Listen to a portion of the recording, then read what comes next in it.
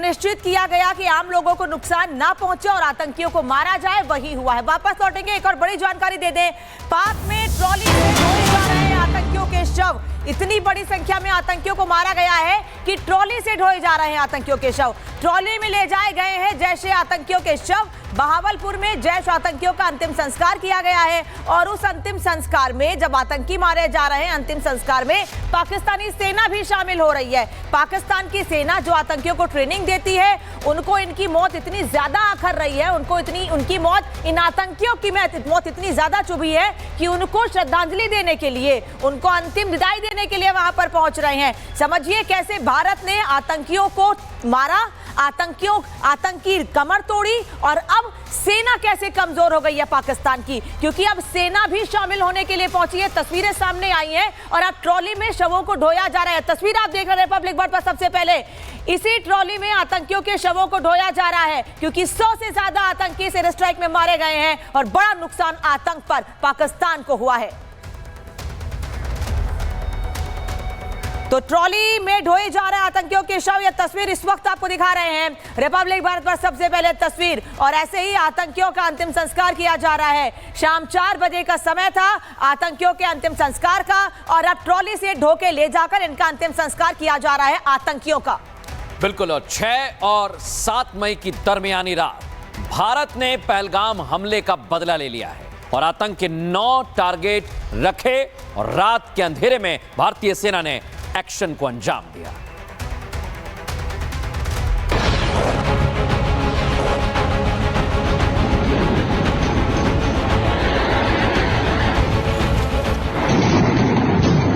Target 1 तबाह, target 2 तबाह, target 3 तबाह, टारगेट 4 तबाह, टारगेट 5 तबाह, टारगेट 6 तबाह, टारगेट 7 तबाह, टारगेट 8 तबाह, टारगेट 9 तबाह।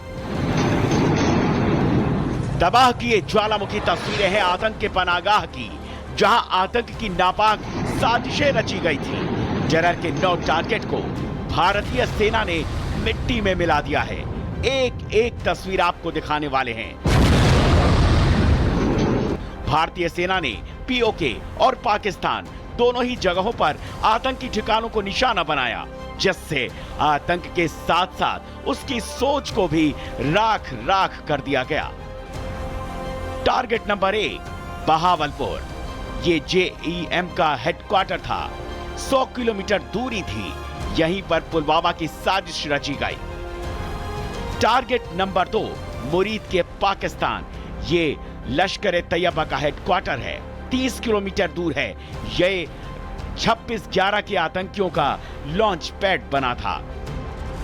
सरजाल कैंप पाकिस्तान, ये जेईएम का ठिकाना है, 8 किलोमीटर दूर है। सीमा पार से घुसपैठ की कोशिशों का अड्डा रहा है। महमूना कैंप पाकिस्तान, ये हिजबुल मुजाहिदीन का ट्रेनिंग सेंटर है, 15 किलोमीटर दूर है। हिजबुल मुजाहिदीन का अड्डा है और ट्रेनिंग कैंप है। पाकिस्तान पर इस स्ट्राइक के बाद से हड़कंप मच गया।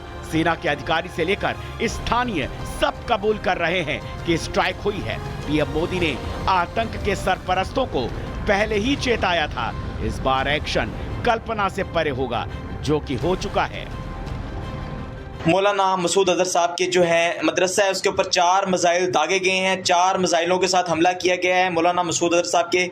लेकिन मेरा सवाल है कि हमारी एजेंसीज कहाँ सोई हुई थी, हमारी अफवाज पाकिस्तान कहाँ सोई हुई थी जब ये हमला हुआ। मुजफ्फराबाद की भी खबर आ रही है कि मुजफ्फराबाद वाली साइड पर भी ये अटैक हुआ है, लेकिन सबसे पहले मेरे बहावलपुर सिटी के अंदर अटैक हुआ है ब्लास्टिक मिसाइल के साथ। उन्होंने हमला किया है मौलाना मसूद अजहर साहब के मदरसे के ऊपर, 4 मिसाइल मारे गए हैं। आतंक के अंत के लिए टारगेट पीओके के अंदर भी बनाया गया। टारगेट नंबर 5 गुलपुर, यह आतंकी लॉन्च पैड था, 35 किलोमीटर दूर था। पुंछ हमला और जून 2024 के हमले की साजिश यहीं रची गई। सवाई पीओके ये लश्कर तैयबा का आतंकी कैंप है। यहीं से सोनमर्ग, गुलमर्ग और पहलगाम तीनों हमले की साजिशें रची गईं। बिलाल कैंप पीओके ये जैश ए मोहम्मद का लॉन्च पैड है। यहां फिदाइन हमले के लिए ट्रेनिंग दी जाती थी। Target number 8 Kotli camp PoK ये लश्कर तैयबा का बमर्स ट्रेनिंग सेंटर था। हाई इंटेंसिटी बमर्स और 50 से ज्यादा आतंकी के होने की खबर थी। टारगेट नंबर 2 बरनाला कैंप ये आतंकी लॉन्च पैड था। ये आतंकी घुसपैठ का प्रमुख केंद्र था। ये था आतंक के खिलाफ भारत का सर्जिकल स्टेटमेंट, जो पाकिस्तान के लिए हर कल्पना से परे था। Bureau report, Republic Bharat. तो मसूद तो नहीं, लेकिन मसूद का परिवार जमींदोज हो गया, सुपुर्दे खाक हो गया। जितने भी शब्द हैं विनाश के, सारी चीजें उस पर लगा दी जाए। ये हम आपको दिखा रहे हैं मसूद के परिवार की पूरी कुंडली। मसूद अजहर, पहले जानिए इसे, चीफ है जैश ए मोहम्मद का।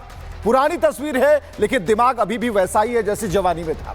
यहां इसका बेटा, सबसे पहले अब्दुल्ला की बात करते हैं। अफगानिस्तान और JNK में सक्रिय आतंकी था। बेटा वलीउल्लाह आतंकी ट्रेनिंग में सक्रिय, यानी कि दोनों बेटों को लगा रखा था कि आप जो है लगे रहो, आतंक फैलाते रहो। बड़ा भाई मोहम्मद इब्राहिम अजहर अफगानिस्तान में सक्रिय, JNK में उसकी मौत हो गई। बड़ा भाई मोहम्मद ताहिर अनवर अस्कारी अफेयर्स का कमांडर था।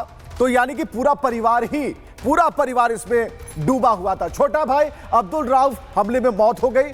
बड़ी बहन जहारा बीबी, जहारा का पति हाफिज जमील मरकज सुभान अल्लाह का चीफ, यानी कि यह षड्यंत्र रचना था।